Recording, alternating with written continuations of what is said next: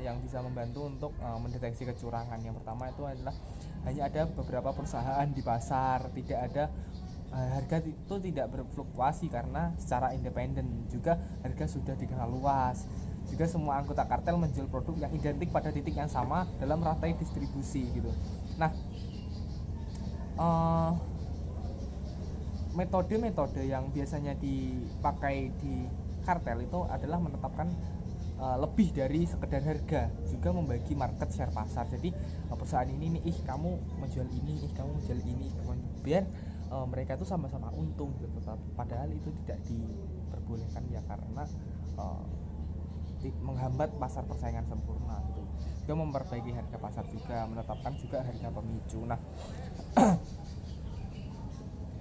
biasanya tuh intervensi pemerintah tidak lagi diperlukan di dalam kartel, karena ya kompetitif dari pasar tidak dapat menghancurkan pasar kartel itu sendiri gitu. Dan sebenarnya biasanya tuh penyebab terjadinya perang harga itu pasar yang sangat kompetitif itu ya juga menyebabkan perang harga. Terus ekspansi pasar juga sangat menentukan perang harga gitu. Nah, ketika kita membahas kartel, tentu kita akan bimbang, kartel ini boleh nggak sih, kartel ini bisa nggak sih. Sebenarnya ada hukum yang membahas tentang kartel, yaitu di luar negeri itu UU ini disebut dengan antitrust law, dan ada lembaga seperti Federal Trade Commission yang mengawasi tentang persaingan usaha, ya juga mengawasi tentang kartel ini gitu. Sedangkan di Indonesia itu ada pasal 11 Undang-Undang nomor 5 tahun 1999 tentang monopoli dan persaingan usaha, yang isinya itu pelaku usaha dilarang membuat perjanjian dengan pelaku usaha pesaingnya yang bermaksud untuk mempengaruhi harga dan dengan mengatur produksi dan atau pemasaran suatu barang dan atau jasa yang dapat mengakibatkan terjadinya praktek monopoli atau persaingan usaha tidak sehat. Jadi sebenarnya di Indonesia itu sedikit dicegah ya kartel ini, karena ya itu bisa saja merugikan konsumen, karena harga-harga yang diterima konsumen itu hasil dari kerjasama dan secara tidak langsung itu kayak konspirasi gitu dari beberapa perusahaan gitu. Jadi ya kemungkinan ada merugikan konsumen gitu. Nah, dalam pembahasan selanjutnya kita akan membahas tentang pasar oligopoli. Apa itu pasar oligopoli? Seperti yang telah di-spill pada materi tadi sebelumnya tentang kartel tadi, pasar oligopoli ini adalah pasar yang dimana hanya terdapat beberapa atau sedikit perusahaan yang menjual produk yang identik dan mirip gitu.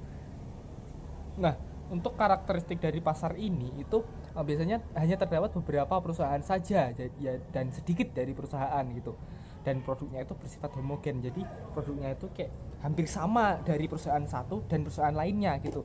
Juga mengambil keputusan pengambil keputusan itu saling mempengaruhi. Jadi ketika perusahaan A itu mengambil keputusan itu bisa mempengaruhi dari keuntungan atau keputusan dari perusahaan B gitu. Juga terdapat entry barrier. Nah, pasar oligopoli biasanya dijelaskan dalam 3 model, yaitu game theory, single period corporate and Starbucks, dan juga multiple period. Nah, yang pertama kita akan membahas game theory. Nah, game theory ini adalah suatu studi mengenai model matematika yang menggambarkan adanya interaksi antara kedua pemain yang merupakan individu yang rasional, di mana terdapat interdependensi antara strategi dari pemain. Nah, dan biasanya elemen-elemen di dalam game teori ini ada pemain, strategi, dan hasil. Jadi permainan mereka, pemain-pemainnya siapa, strateginya mereka apa, juga hasil dari mereka melakukan itu tuh apa gitu. Dalam pasar oligopoli, game teori biasanya dilihat sebagai strategi dalam menetapkan menetapkan harga atau menetapkan tingkat iklan gitu. Nah, yang kedua itu adalah single period. Apa itu single period? Nah, biasanya pekerjaan awal pada teori oligopoli itu terkonsentrasi pada periode tunggal. Nah, atau permainannya itu statis gitu. Nah, jadi model seperti itu sesuai dengan pasar yang hanya bertahan untuk periode waktu yang singkat, sehingga perusahaan pesaing itu bersaing sekali dalam waktu yang singkat tetapi tidak pernah lagi gitu. Dalam model seperti itu, strategi dan reputasi jangka panjang yang kompleks untuk persaingan ketat itu biasanya tidak relevan gitu. Nah, dalam model-model ini itu biasanya diinterpretasikan sebagai model teori permainan, dan begitulah dari game teori atau single period ini. Nah, juga kita membahas tentang ketimpangan. Nah,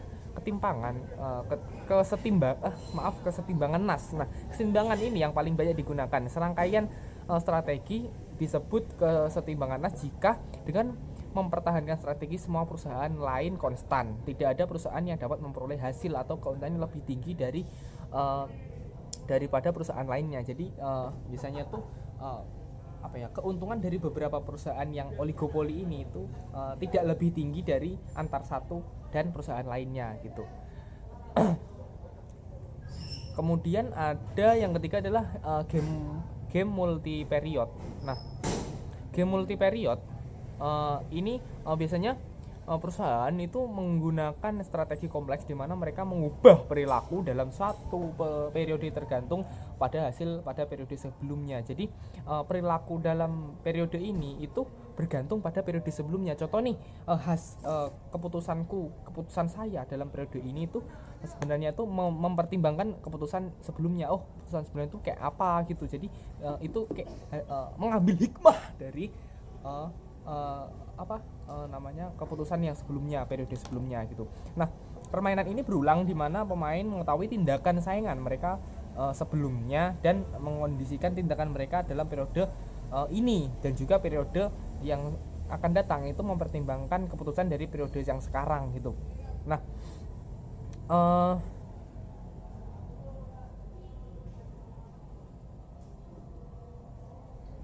contoh nih, jika perusahaan dapat memberi sinyal kepada perusahaan lain bahwa ia menghindari persaingan yang ketat dengan menurunkan outputnya selama beberapa periode, maka perusahaan yang lain itu juga akan sadar dan merespon dengan menurunkan outputnya juga gitu loh. Dan kedua perusahaan dapat mengenakan harga yang lebih tinggi dikarenakan ya produksinya itu terbatas karena sama-sama menurunkan outputnya gitu. Nah, jika salah satu perusahaan meningkatkan outputnya, yang lain juga membalas dengan meningkatkan outputnya gitu. Jadi mereka ya tidak mau kalah saing gitu. Nah, keseimbangan game multi period itu di awal permainan itu setiap perusahaan memilih strategi untuk memaksimalkan keuntungan pada saat itu. Nah, jika suku bunga sangat tinggi sehingga laba di periode mendatang bernilai jauh lebih rendah daripada keuntungan pada periode saat ini, itu hukuman di masa depan ya tidak berurutan, dan karenanya tidak juga berpengaruh pada perilaku yang saat ini karena suku bunga yang lebih rendah membuat ancaman hukuman lebih efektif gitu. Nah, selanjutnya itu adalah jenis keseimbangan dari game multi period. Nah, itu ada yang namanya kredibilitas. Nah, biasanya dalam kredibilitas ini di awal permainan setiap perusahaan memilih strategi untuk memaksimalkan keuntungan gitu. Nah, ya seperti tadi gitu. Nah, semakin banyak episode yang periode atau episode yang tersisa dalam permainan, semakin besar juga total hukuman yang dapat diberikan pada pelanggar ya, karena hukuman dapat dijatuhkan untuk lebih banyak periode. Namun, jika ancaman tidak kredibel, dalam artian ini bahwa perusahaan 2 tidak percaya bahwa perusahaan 1, nah contoh nih perusahaan A itu tidak percaya bahwa perusahaan 1 ini benar-benar akan menjatuhkan hukuman, ya maka perusahaan A tadi ya mengabaikan ancaman itu gitu dari oligopoli ini gitu. Yang materi ke-6 itu adalah diferensiasi produk dan persaingan monopolistik. Nah, apa itu pasar monopolistik? Nah, pasar monopolistik itu adalah sebuah sistem pasar yang dimana terdapat banyak produsen atau perusahaan di dalamnya. Nah, yang mempunyai barang atau jasa sama dengan perusahaan lainnya, akan tetapi tetap memiliki beberapa aspek berbeda seperti warna produk, bentuk hingga spesifikasi yang dijanjikan gitu. Nah, jumlah produsen di pasar monopolistik ini sangat banyak, namun setiap produk itu ada yang tetap mempunyai ciri khas masing-masing sebagai bentuk pembedanya. Nah, sebagai contoh pasar monopolistik itu adalah Alfamart dan Indomaret. Nah,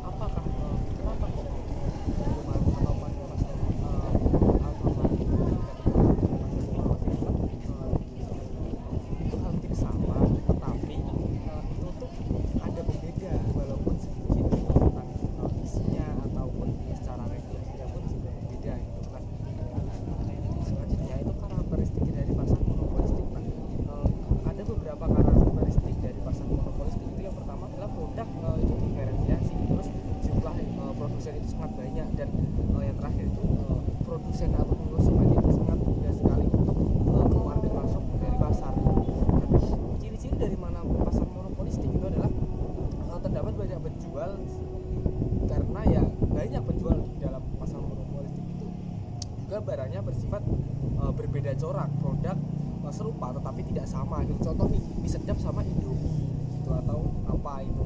Nah, perusahaan mempunyai sedikit kekuasaan untuk mempengaruhi harga. Nah, kemasukan dalam industri relatif mudah ya, karena produsen ataupun konsumen itu mudah untuk memasuk dan keluar dari pasar itu. Nah, persaingan promosi itu biasanya sangat tinggi juga. Nah, apa penyebab dari pasar monopolistik itu? Nah, penyebab dari pasar monopolistik itu biasanya adalah ketidakpuasan terhadap pasar persaingan sempurna ataupun pasar monopoli. Karena kan pasar persaingan sempurna itu ya pure dari pasar itu, dan pasar monopoli kan cuma ada satu dan beberapa perusahaan aja yang menguasai pasar. Nah, itu konsumen itu tidak puas gitu dengan adanya seperti itu. Nah, sumber alam juga mempengaruhi, karena di tiap daerah geografi dan alamnya itu berbeda, jadi sumber daya alamnya itu pun juga berbeda di tiap-tiap belahan dunia. Nah, selanjutnya adalah produk diferensiasi. Nah, nah terus ada 3 kategori yang menentukan diferensiasi produk. Nah, yang pertama adalah sifat produk, penilaian subjektif, dan ketidakmampuan informasi gitu. Baik, terima kasih. Begitu saja presentasi dari saya. Assalamualaikum warahmatullahi wabarakatuh.